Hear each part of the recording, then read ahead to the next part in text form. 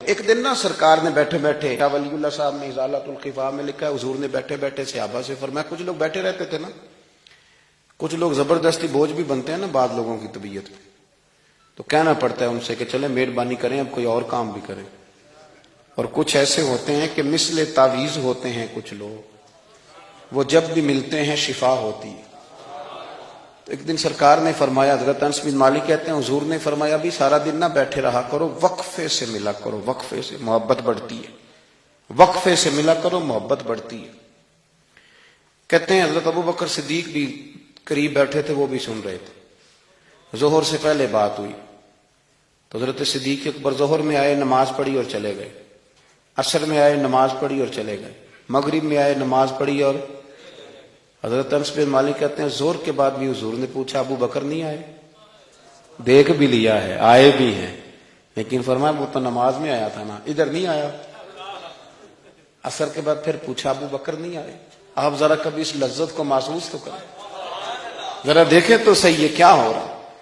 تیسری دفعہ مغرب کے بعد پوچھا انس یار ابو بکر نہیں آیا؟ تو حضرت انس بن مالک کہتے ہیں میں خادم تھا، قریب رہتا تو میں دوڑا گیا ابو بکر کے دروازے پہ دستک دی، میں نے کہا کیا کرتے ہو؟ حضور نے 3 دفعہ پوچھ لیا آئے نہیں؟ کہتے صدیق اکبر دوڑے آئے، حاضر خدمت ہوئے، حضور حکم ہو؟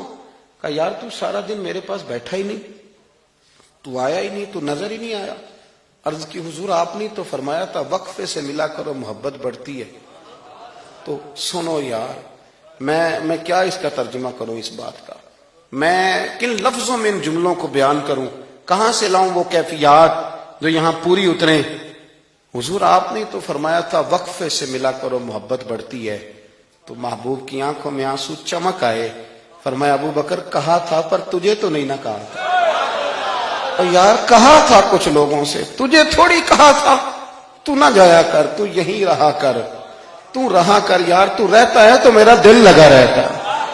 اور یار آپ سمجھیں تو صحیح، آپ ذرا محسوس تو کریں، ایک باری میری آنکھیاں چوں اونا نے اتھرو پونجے سن، ہن مینوں چسکا پی گیا رونے دا، ہن مینوں چسکا پی گیا رونے دا، تے ہر ویلے آہو زاری دا۔ آپ ذرا اس لذت کو تو لیں۔ حضور نے فرمایا تو نہ جایا کر۔ آپ دیکھیں نا، میں آپ نے بات سنی ہوئی ہے، صرف اشارہ دینا ہے۔ حضرت صدیق اکبر نے یہ نہیں کہا تھا کہ لے جانا اور میری بڑی مقام ہے، حضور تمہیں پتہ ہے میرے بارے میں کیا کیا کہا کرتے تھے، مجھے گنبد میں دفن کر دینا، یہ نہیں کہا۔ فرمایا لے جانا، دروازے پہ رکھ دینا، اگر دروازہ کھول دے، انہوں نے خالی دروازہ کھولنے کی بات کی تھی، تفسیر کبیر ساری پڑھ لینا، اگر دروازہ کھول جائے تو دفن کرنا، ورنہ جنت البقیع میں۔ فرمایا میں اس پہ بھی راضی ہوں، جنت البقیع میں دفن کر دینا۔ لیکن مولا علی کہتے ہیں ہم نے تو صرف رکھا تھا، اور ہم نے عرض کی حضور ابو بکر حاضر ہے۔ انہوں نے کہا تھا اگر دروازہ خود بخود کھل جائے تو رکھ دینا۔ کہتے ہیں انہوں نے تو صرف دروازے کی بات کی تھی، لیکن گنبد کا صرف دروازہ نہیں کھلا، اندر سے آواز بھی آئی، اندر سے آواز بھی آئی، لے او سجنا اساں توڑ نہیں پائی، لے سجنا اساں توڑ نہیں بھائی۔ اور درویش کہنے لگے پانی پرن سہیلیاں رنگا رنگ کڑے، اسی تے پریا اس دا جانیے جس دا توڑ چڑھے۔ آواز آئی دیر نہ کرو، حبیب کو حبیب کے ساتھ ملا دو، لاؤ قریب کرو۔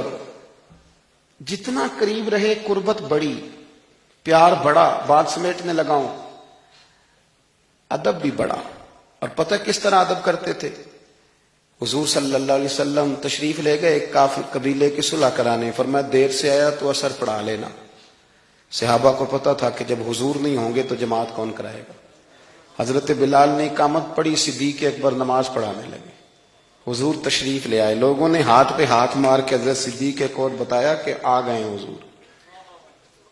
اللہ کے محبوب کے لیے رستہ بن گیا، نماز کے بیچ میں رستہ بن گیا۔ صفیں توڑ رہے ہیں صحابہ، حضور کو رستہ دے رہے ہیں، صفیں ٹوٹتی رہیں پر نماز کسی کی بھی نہیں ٹوٹی، صفیں ٹوٹتی رہیں نماز نہیں ٹوٹی۔ حضور پہلی صف میں پہنچ گئے تو جناب صدیق اکبر نے ایک قدم پیچھے ہٹایا۔ ہم نے سنا ساری زندگی یہی ہے کہ حکم آ جائے تو وہ ادب پر فوقیت رکھتا ہے۔ ایک قدم حضرت صدیق اکبر نے پیچھے ہٹایا تو حضور نے فرمایا ابو بکر نماز پڑھاؤ۔ انہوں نے ایک اور پیچھے ہٹایا، ابو بکر نماز پڑھاؤ۔